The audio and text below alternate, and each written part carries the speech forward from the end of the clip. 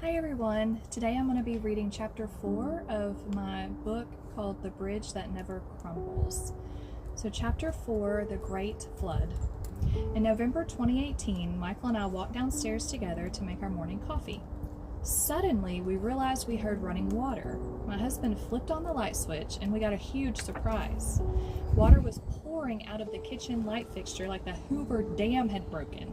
Okay, maybe not that much water, but it was a lot. We were stunned. We own a hardwood floor installation company, so thankfully Michael knew a local restoration company that works specifically on houses with leaks. They were on site quickly and started setting up their equipment. They ripped down part of the ceiling to find out where the leak was coming from and set up huge fans to dry the water.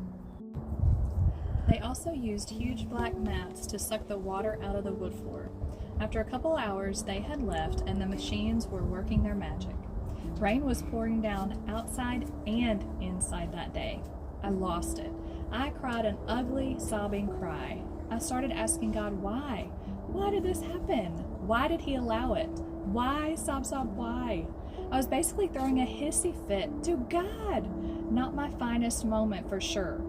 I recently read the book of Jonah in the Bible, and it reminds me of when Jonah was mad about the people he had just preached to at Nineveh.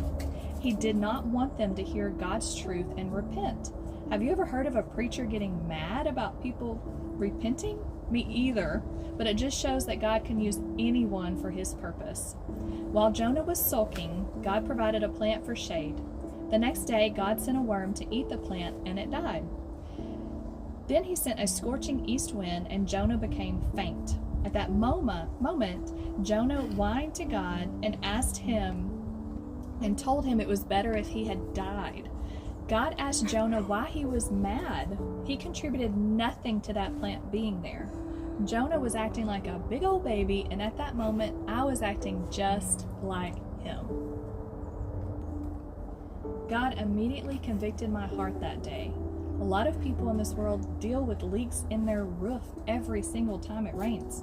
And there's a lot of other people in this world that don't even have a roof over their head. I immediately felt terrible and apologized to God for being such a brat about the leak. I had a wonderful house and I should have been so grateful.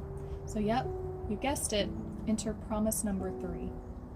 I said, "Dear Lord, I'm sorry. I promise the next trial that you allow in my life, I'm going to ace it. No more whining from me, Lord. I'm going to show my faith in whatever adversity comes my way."